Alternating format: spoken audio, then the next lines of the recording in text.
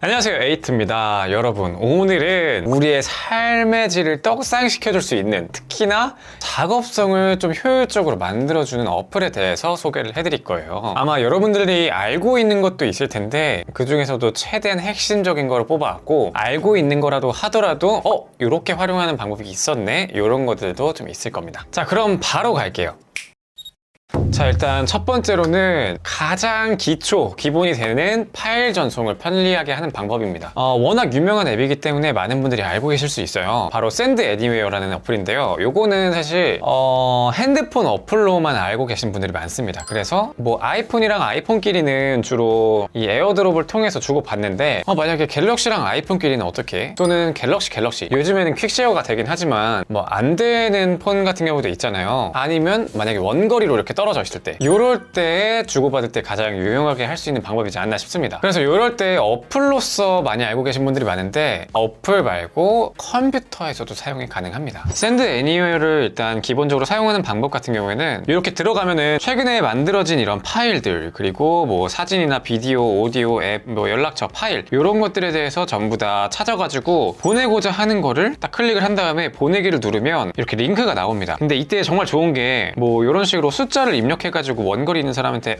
야, 지금 866809야, 요거 입력해서 다운받아, 이렇게만 하면은 전송이 끝난단 말이죠. 아니면 요 아래에 있는 링크 공유, 요거를 통해서 보낼 수도 있습니다. 그래서 저 같은 경우에는 예전에 이제 아이폰으로 옮길 때 요걸 좀 사용을 했네요. 그런데 이게 어플에서만 사용이 가능한 게 아니라 컴퓨터에서도 가능하다는 게 정말 좋은 꿀팁이에요. 이렇게 생성된 요 코드 번호, 요거를 샌드 애니웨어, 요거를 검색한 후에 접속을 하게 되면은 똑같이 번호를 칠 수 있는 요 칸이 나옵니다. 여기다가 입력을 하게 되면은 스마트폰에서 PC로 선을 연결하지 않고서 파일을 보낼 수가 있어요. 물론 요거는 이 인터넷 속도에 비례해서 다운로드 속도가 결정되는 거라 뭐 그때그때 좀 편차가 있긴 하지만 선 없이 굉장히 편리하게 사용할 수 있다는 점은 굉장히 좋은 것 같습니다. 그리고 연결 관련해 가지고 또 잠깐 말씀드릴 거는 바로 요 CX 파일 탐색기라는 어플이에요. 요건 아마 알고 계신 분들이 많이 없으실 텐데, 쉽게 생각을 해서 핸드폰을 컴퓨터에 네트워크 드라이브로 만들어주는 그런 어플이거든요. 근데 요거 사용법은 아예 따로 영상을 만들어서 소개를 해드리도록 하겠습니다. 혹시 먼저 지금 막 업무 때문에 급하게 사용하고 싶다라고 하시는 분들은 블로그 같은 거 검색을 해서 찾아보시면 사용법이 있을 거예요. 근데 조금만 기다리시면 제가 사용법을 따로 알려드릴게요. 자, 그리고 두 번째로는 우리가 정말 이제는 거의 볼 수 없는 건데 꼭 업무할 때는 한 번씩 사용하게 되는 게 있죠. 바로 팩스인데요. 주로 공공기관 이런데 뭔가 파일을 제출하거나 뭐 서류를 제출할 때 아직도 팩스로만 받는 것이 좀 있습니다. 저도 최근에 좀 팩스를 사용할 일이 있어가지고 그렇게 보냈는데, 그럴 때 우리가 그때마다 뭐 어디 가가지고 팩스를 보내기도 좀 번거롭고 그렇기 때문에 이렇게 어플로 좀 사용할 수 있는 게 굉장히 좋아요. 바로 모바일 팩스라는 어플인데요. 이렇게 접속을 하면은 뭐 사진이나 문서를 첨부해서 바로 보낼 수가 있습니다. 여기 번호를 입력하고서 보내면 되는데, 요게 좋은 점이 파일을 보내는 것뿐만 아니라 파일을 받을 수도 있어요. 이게 정말 좋습니다. 따로 팩스 수신기가 없다고 하더라도 이렇게 가운데 더보기를 클릭하면은 내 모바일 팩스 번호가 나와요. 이렇게 내 번호가 나오기 때문에 뭐 회원가입 같은 거 할 때나 뭐 특히나 뭐 은행 같은 거 가입하고 뭐 카드 가입하고 이럴 때 팩스 번호가 좀 필요한 경우가 있더라고요. 그럴 때 이 모바일 팩스 번호 요거를 입력하게 되면은 좀 당황스러운 순간이 많이 없더라고요. 그래서 정말 추천하는 앱이에요. 이런 팩스를 좀 보낼 일이 있다, 아니면 좀 받을 일이 있다, 이럴 때는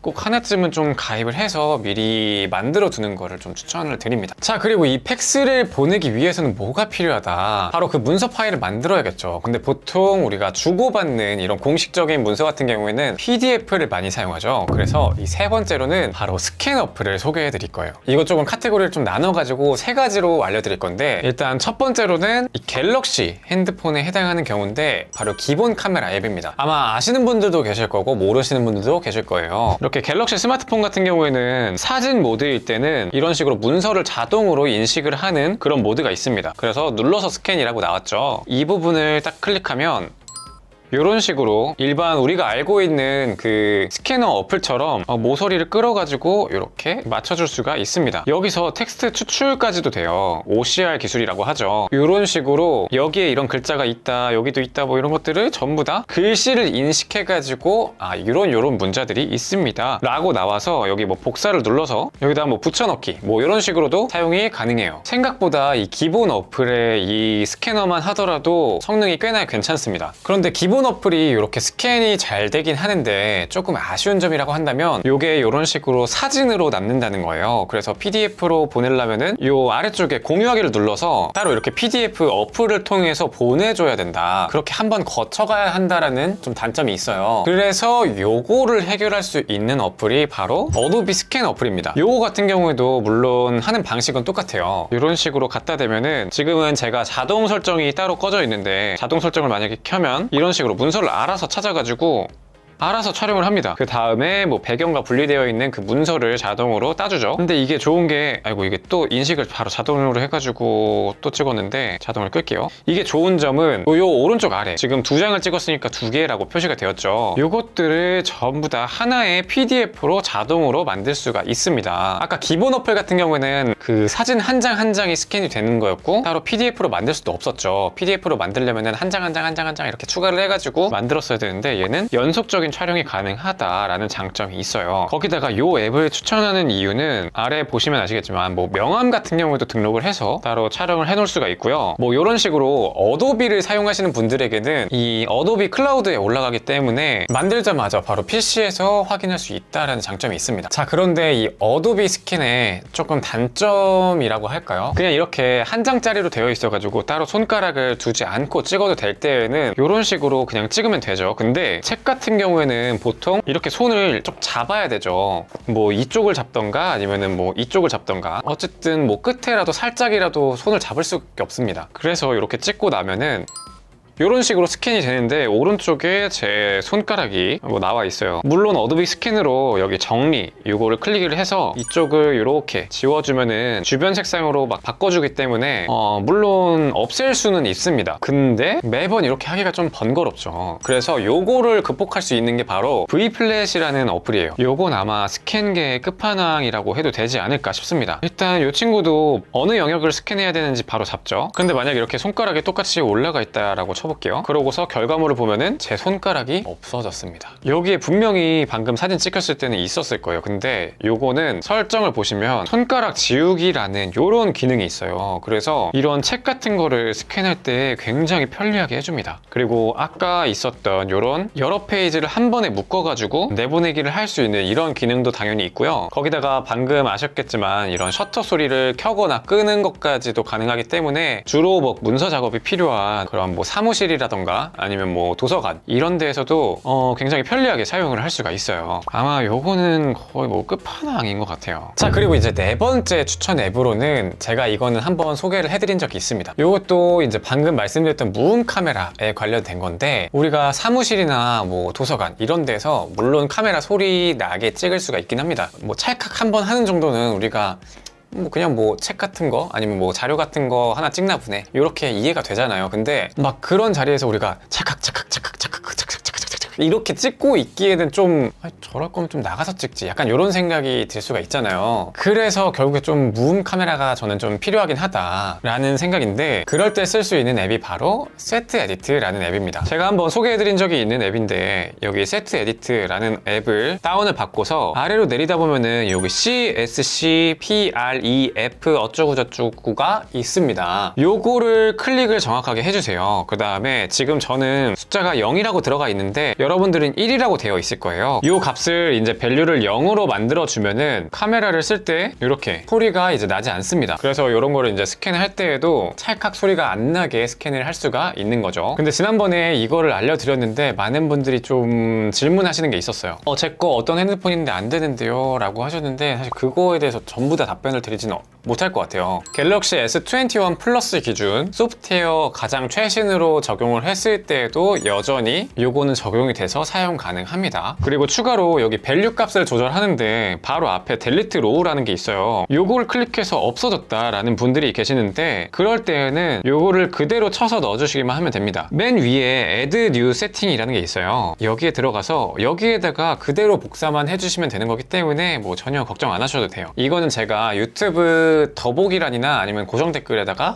작성을 해서 넣어드리도록 할게요. 자, 그리고 업무적으로 쓸 수 있는 앱 5번째로는요, 바로 명함 관리 앱 리멤버라는 어플입니다. 외부에서 사람을 많이 만날 일이 있는 분들, 업무적으로 그럴 때는 여전히 명함을 좀 주고받는 문화가 있죠. 그러다 보니까 매번 어디다 보관을 해서 뭐 그때그때 필요할 때 이렇게 꺼내 쓰지도 않을 뿐만 아니라 사실 어디다 뒀는지 기억하기도 좀 어려운 경우가 있잖아요. 워낙 많이 받다 보면은. 그럴 때 여기다가 미리 저장을 해두면은 굉장히 편리합니다. 이렇게 명함을 인식하게 되면은 각자 뭐 사진에 있는 글자를 인식을 해서 요분의 직장 이름은 어떻고, 그 중에서 직업은 어떻고, 직책은 어떻고, 이름은 어떻고, 번호는 어떤지 이런 거를 전부 다 인식을 한 후에 그에 알맞은 자리에다가 딱 표시를 해줍니다. 그리고 설정에 들어가 보면은 연락처가 여기 저장을 될 텐데 그거를 핸드폰에다가 저장을 할래? 아니면은 그냥 이 리멤버 어플에다가만 저장을 할래? 이런 것도 표시를 해줄 수가 있어요. 그래서 업무적으로 번호를 가지고 있어야 되긴 하지만 내 핸드폰에다가 저장하기는 싫어. 뭐 예를 들어서 카톡에 뜨게 하기 싫다. 뭐 이런 것들이 있을 수 있잖아요. 그럴 때는 이런 설정을 꺼지게 만들어 두면 되는 거죠. 거기다가 이 전화 수신 시에 상대방 명함 정보를 표시를 할 수도 있습니다. 그래서 이분한테서 전화가 오게 된다면은 이 번호는 누구입니다. 이렇게 번호가 뜨도록 설정을 해놓을 수가 있어요. 굉장히 편리하죠. 그래서 막 전화가 왔을 때 누구세요? 약간 요런 상황을 좀 모면을 할 수가 있습니다. 거기다가 요 아래쪽에는 뭐 커뮤니티, 약간 블라인드 앱의 조금 소규모 버전인 것 같은데 이런 식으로 다른 직장인들이 올린 글들을 볼 수 있는 이런 커뮤니티 탭도 있기는 있어요. 하지만 규모는 뭐 블라인드보다는 훨씬 작은 것 같습니다. 자, 그리고 6번째 앱으로는요, 바로 이 키보드 어플입니다. 키보드 어플이 왜 업무랑 관련이 있지? 라고 생각하실 수 있는데 이건 사실 맞춤법 때문에 그래요. 아무래도 업무적으로 이렇게 대화를 하다가 뭐 그런 것들이 있을 거예요. 자신만의 좀 헷갈리는 맞춤법들? 그런 게 있을 수 있는데 우리가 뭐 모든 것을 다 알 수는 없잖아요. 아니면은 뭐 자기가 이런 거는 알고 있는데 습관적으로 좀 예전에 좀 잘못된 정보로 타자를 치는 것들, 뭐 그런 것들이 있을 수 있는데 그런 거를 거르기에는 네이버 스마트보드, 이 키보드 어플이 가장 좋은 것 같더라고요. 저는 사실 이거는 요 갤럭시에서는 쓰지 않고 아이폰에서 주로 사용을 하는데요. 요게 네이버 스마트보드가 서비스를 종료한다라고 했다가 다시 종료를 철회를 했어요. 그래서 이건 좀 땡큐죠. 아마 뭐 많은 분들이 이거 계속 해주라 이렇게 했던 것 같아요. 저 같은 경우에도 이 키보드 어플에서 맞춤법을 자동으로 바꿔주는 거, 그런 거는 아마 네이버 요게 가장 잘 돼 있지 않았나 싶습니다. 이 중에서 제가 가장 많이 사용하는 거는 한 2가지 정도라고 할 수 있는데요. 일단 여기 툴바에서 아까 말씀드린 것처럼 이렇게 있을 때 일단 밑줄로 먼저 첫 번째로 표시를 해주죠. 근데 여기서 맞춤법 요거를 딱 클릭을 하면은 말씀드린 것처럼 할 때 말씀 이렇게 바꿔주고 말씀드린 것처럼 요런 띄어쓰기 같은 경우도 한 번에 바꿔줍니다. 그래서 이렇게 클릭만 하면은 똑바로 된 맞춤법으로 보낼 수가 있는 거예요. 그래서 좀 공식적인 문서 같은 거 아니면 뭐 메일을 쓸 때라던가 그런 간단한 메시징을 주고받을 때에는 뭐 이 정도로 1차적으로 한번 거르고서 보내는 게 훨씬 좋은 것 같아요. 그리고 두 번째로 많이 쓰는 거는 제가 이 키보드 어플 소개 영상에서 말씀드린 적 있지만 여기 자주 쓰는 문구를 따로 등록을 해서 클릭 해가지고 바로 뭐 나의 주소를 붙여 넣는다던가 아니면 뭐 계좌번호 같은 거 이런 거를 빠르게 보낼 수가 있습니다. 그리고 이뿐만 아니라 아이폰에서는 이전 클립보드를 볼 수가 없는데 여기 클립보드를 딱 넣어 놓으면은 옛날에 복사했던 그런 것들이 전부 다 저장이 되어 있어요. 사실 아이폰 순정 키보드가 그렇게 좋다라고 생각이 들진 않아요. 특히 이 삼성 키보드 같은 경우는 커스터마이징이 좀 어느 정도 가능하니까 그거는 그냥 기본 거 사용해도 괜찮은데 아이폰 같은 경우에는 뭐 이런 식으로 좀 커스터마이징이 가능한 이런 키보드 어플 따로 사용하는 게 더 좋지 않나 싶습니다. 자, 그리고 마지막 7번째로는 바로 우리가 업무를 생산적으로 하고 막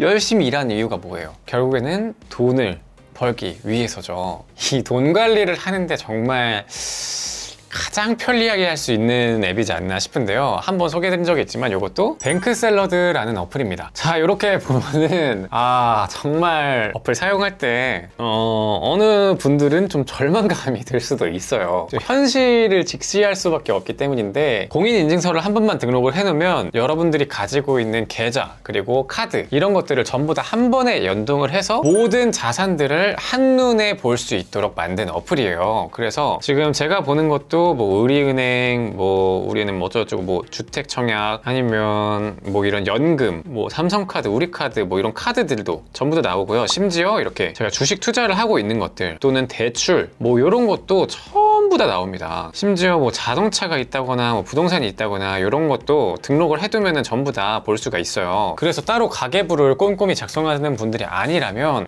개인적으로 이렇게 뱅크샐러드 어플을 하나 다운받아서 사용하시면은 훨씬 돈 관리를 하는 거를 좀 편리하게 할 수 있지 않나 싶어요. 물론 여기에 좀 일부 좀 아쉬운 점도 있긴 있어요. 예를 들어서 계좌이체 인식 같은 거를 좀 제대로 못할 때가 있어요. 이건 지출인데 이건 따로 수정을 해줘야 된다든지 그런 불편함? 그 정도는 있긴 한데, 그럼에도 불구하고 워낙 편리하게 한눈에 내 자산을 볼 수가 있다, 이런 장점이 있는 어플입니다.